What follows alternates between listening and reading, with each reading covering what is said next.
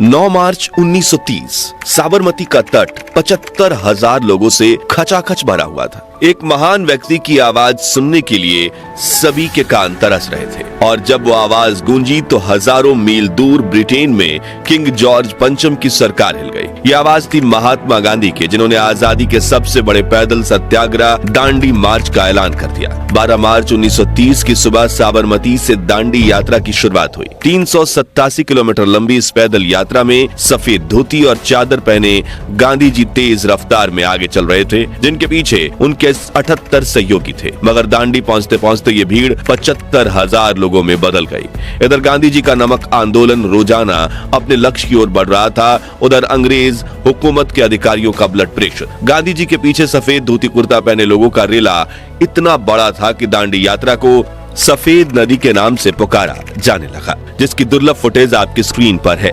6 अप्रैल 1930 की ऐतिहासिक सुबह गांधी जी ने जनता के साथ प्रार्थना की और फिर समंदर की ओर चल पड़े, जहां उन्होंने पहले समंदर में स्नान किया और फिर एक मुट्ठी में नमक उठाकर कहा, इस एक मुट्ठी नमक से मैं ब्रिटिश साम्राज्य की जड़ें हिला रहा हूं। और हुआ भी यही। पूरे देश में अहिंसक आंदोलनों की लहर दौड़ उठी। लोग एक दूसरे को मुफ्त में नमक बांटने लगे। एक बार फिर विदेशी चीजों और कपड़ों का बहिष्कार किया गया, जिससे अंग्रेजी हुकूमत की आमदनी पर इतनी गहरी चोट आई कि वो पूरी तरह से बौखला उठे।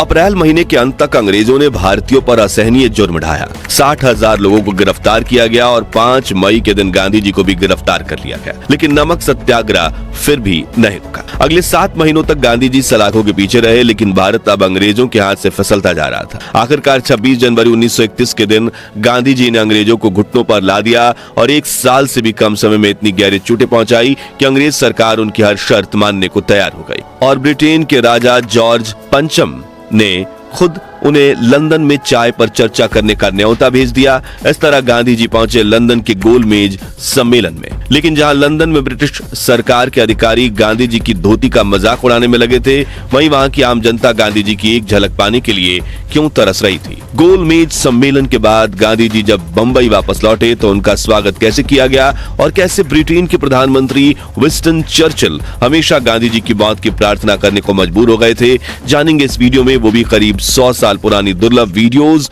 और गांधी जी के अनसुने भाषण के साथ। तो इस ऐतिहासिक वीडियो को पूरा जरूर देखिएगा, लेकिन उसके पहले प्लीज वीडियो को एक लाइक जरूर कर दीजिए। साल 1931 में जब दांडी सत्याग्रह के बाद ब्रिटिश सरकार की नाक कट गई तो वायसराय लॉर्ड इरविन ने उन्हें समझौते की मीटिंग के लिए गवर्नमेंट हाउस बुलाया। तभी गांधी जी धोती चप्पल पहन पूरी सादगी से उनसे मिलने पहुंचे। ये वक्त उस कंजर्वेटिव पार्टी के नेता विंस्टन चर्चिल ने गांधी का मजाक बनाते हुए कहा, ये कितना खतरनाक और घिनौना है कि विलायत से बैरिस्ट्री पास कर आया एक शख्स अब राजद्रोही फकीर बन अधनंगा वायसराय के महल की सीढ़ियों पर दंदनाता हुआ चला जा रहा है। इन शब्दों में कटाक्ष तो था, लेकिन वो गांधी के सामने हारी हुई ब्रिटिश सरकार की जलन और खौफ का गवाह था। इसी दिन गांधी जी को सेकंड राउंड टेबल कॉन्फ्रेंस गोलमेज सम्मेलन में लंदन जाने का प्रस्ताव दिया गया। सितंबर 1931 जब गांधी जी जहाज से लंदन पहुंचे तो उनके स्वागत के लिए सैकड़ों सरकारी अफसर और हजारों लोग खड़े थे, जो इस लंगोटी वाले नेता के स्वागत में उछल पड़े। जहाज से उतरकर गांधी जी सीधा गाड़ी में सवार होकर मैनचेस्टर के कारखाने देखने पहुंचे और वहां लोगों की भीड़ उमड़ पड़ी। जिसके बाद गांधी जी से मिलने पहुंचे कॉमेडी जगत के मशहूर कलाकार चार्ली चैपलिन, जो गांधी जी से इतना प्रभावित थे कि उनकी आंखें भर आईं। इस दौरान ब्रिटेन के सम्राट जॉर्ज पंचम ने उन्हें बकिंघम पैलेस में चाय पर बुलाया। पूरी अंग्रेज कौम ये देखकर दंग रह गई कि इस औपचारिक मौके पर भी गांधी जी एक धोती और चप्पल पहने राजमहल पहुंचे, जिनके साथ सरोजनी नायडू भी थी। और गांधी जी की इस विजिट की दुर्लभ वीडियो आप स्क्रीन पर देख सकते हैं। उनके पोशाक को लेकर बाद में जब उनसे पूछा गया कि क्या इस पोशाक में सम्राट के सामने जाना उचित था, तो गांधी जी ने मुस्कुराकर जवाब दिया, सम्राट ने जितने कपड़े पहने हुए थे वो हम दोनों के लिए काफी थे।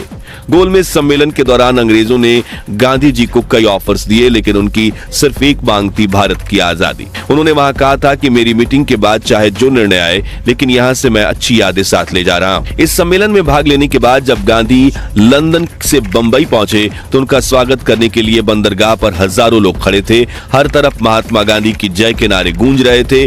कई बड़े नेता ने गांधी जी से मुलाकात की। फिर भीड़ में रास्ता बनाते हुए सरदार पटेल गांधी जी को बंदरगाह से बाहर ले गए। इस दुर्लभ फुटेज में आप देख सकते हैं कि कैसे मुंबई की सड़कें लाखों लोगों की भीड़ से ढकी हुई हैं। तूफानी लहरों की तरह यह इंसानी समंदर महात्मा गांधी के पीछे उनकी जय जयकार के नारे लगाते हुए उनके दर्शन के लिए मचल रहा है। उस शक्ति का दर्शन करने जिसने अहिंसा के सहारे उस साम्राज्य को नीचा दिखा दिया जिसकी सीमाओं में सूरज कभी न अस्त होता हो। गांधी जी की स्वदेश वापसी पर आजाद मैदान में महान सभा में लाखों लोग एकत्रित हो गए। उस वक्त गांधी जी के लिए कहना मुश्किल था कि लंदन से वो खाली हाथ लौटे। वरिष्ठ पत्रकार डोमिनिक लापियर लिखते हैं, गांधी ने अपने स्वागत में खड़े लोगों से कहा, मैं खाली हाथ लौटा हूँ। भारत को फिर से सविनय अवज्ञा का रास्ता अपनाना होगा। एक सप्ताह भी नहीं बीतने पाया था कि चाय की दावत पर सम्राट का मेहमान रह चुका शख्स फिर से शाही मेहमान बना दिया गया, लेकिन इस बार पुणे की येरवड़ा जेल में। अगले 3 वर्ष गांधी जी के जेल के अंदर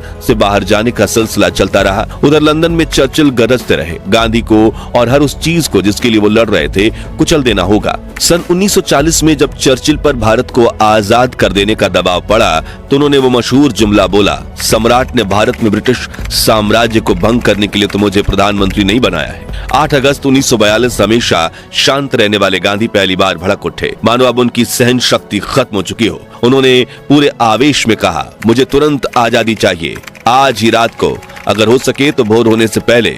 यदि वो दिन था जब गांधी जी ने क्विट इंडिया मूवमेंट यानी भारत छोड़ो आंदोलन की घोषणा कर दी थी। उन्होंने कहा, यह आजादी के लिए अहिंसक आंदोलन लड़ने वाले सोल्जर्स के लिए मेरा संदेश है, डू और डाई, करो या मरो। अब भोर होने से पहले आजादी तो नहीं मिली, लेकिन गांधी को जरूर गिरफ्तार कर लिया गया। इस बार अंग्रेजों ने गांधी जी को जेल में न रखकर पुणे के आगा खां महल में रखा। महल के चारों तरफ 76 पुलिसकर्मी तैनात किए गए। इस बीच जेल में ही उन्होंने अपनी दाहिने हाथ महादेव देसाई को खो दिया। वहीं समाचार पत्रों में यह खबर भी छप रही थी कि गांधी अंग्रेजों के दुश्मन देशों से मिले हुए हैं। ऐसे में दुखी होकर उन्होंने वायसराय लिथिन थगो को पत्र लिखा और 9 फरवरी से 21 दिन का उपवास करना चाहते हैं। जब यह खबर ब्रिटेन में चर्चिल तक पहुंची तो उन्होंने दिल्ली सूचना भिजवाई कि अगर गांधी भूख से मर जाना चाहते हैं तो उन्हें ऐसा करने की पूरी छूट है, क्योंकि चर्चिल की नजर में गांधी का उपवास नाटक था। और यहीं से शुरू होती है महात्मा गांधी के सबसे कठिन उपवास की कहानी, जिसने देश में आजादी के आंदोलन को एक बार फिर भड़का दिया था। इसमें गांधी जी मौत के मुंह तक पहुंच गए थे। जी हाँ, उन्होंने 10 फरवरी 1943 के दिन उपवास शुरू किया। मीराबेन लिखती हैं, तीसरे दिन ही गांधी को उल्टियां होनी शुरू हो गई। 5वें दिन तक वो बहुत कमजोर और थके हुए दिखाई दे रहे थे। उन्होंने गीता पाठ करना भी छोड़ दिया। उस वक्त गांधी की हर गतिविधि की जानकारी चर्चिल तक पहुंचाई जा रही थी। आर्थर हरमैन लिखते हैं, चर्चिल को पूरा विश्वास था कि गांधी का उपवास एक सड़क छाप नौटंकी है। हो सकता है कि भारतीय उनके गुणों के कारण उनका सम्मान करते हो, लेकिन उनकी नजर में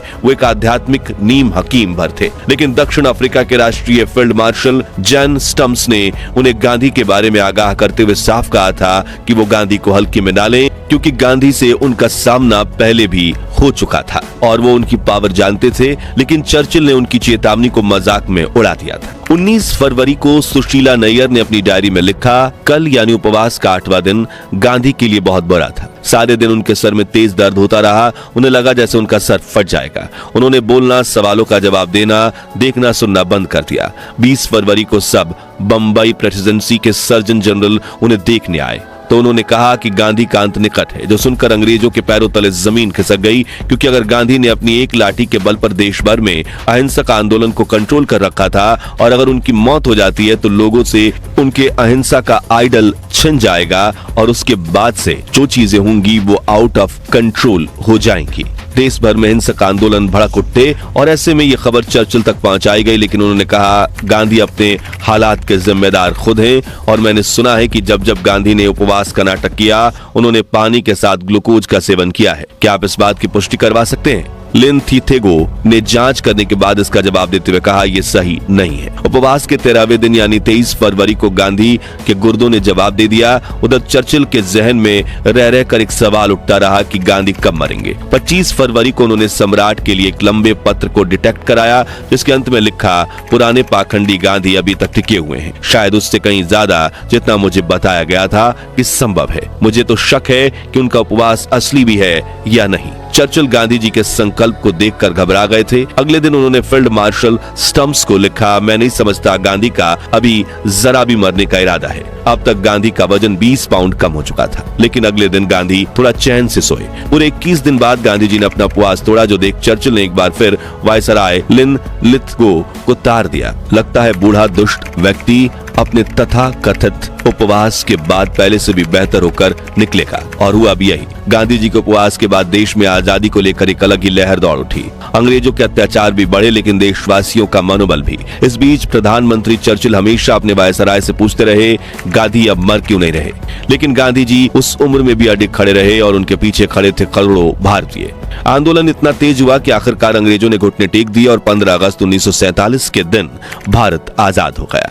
उस दौरान महात्मा गांधी ने एक दुर्लभ भाषण में कहा था, हिंदुस्तान ऐसा बने कि सारी दुनिया कहे कि आजाद बनना है तो हिंदुस्तान जैसे आजाद बनो। आप भी सुनिए। और मेरी तो तमन्ना ये है, मेरी तो आशा ये है, ईश्वर से प्रार्थना ये है कि हिंदुस्तान ऐसा बने कि जिससे सारी दुनिया कहे कि अगर आजाद बनना है तो हिंदुस्तान के जैसे आजाद बनो। अब ये तो था गांधी जी के जीवन का एक पहलू, लेकिन क्या आप जानते हैं कि महात्मा गांधी के जीवन के साथ कई कंट्रोवर्शियल पहलू भी जुड़े हुए हैं, जो आज भी विवाद का कारण बनते हैं, जैसे अपनी ही पोती और अन्य महिलाओं के साथ ब्रह्मचर्य के प्रयोग करना, जिसके ऊपर हमने एक डिटेल वीडियो बनाया है, जिसे आप एंड स्क्रीन पर डिस्क्रिप्शन में दी गई लिंक से देख सकते हैं। तो दोस्तों, महात्मा गांधी के इस महान व्यक्तित्व को लेकर आपकी राय क्या है, और क्या गांधी नहीं होते तो भारत 1947 में आजाद हो पाता या नहीं? अपनी राय कमेंट्स में बताइए। ये वीडियो पसंद आया हो तो इसलिए लाइक और शेयर करके 11,000 लाइक्स जरूर करवा दीजिए। ऐसी ही दुर्लभ वीडियोस के लिए हमारे चैनल को सब्सक्राइब करके पास वाली घंटी बजा दीजिए। जय हिंद, जय भारत।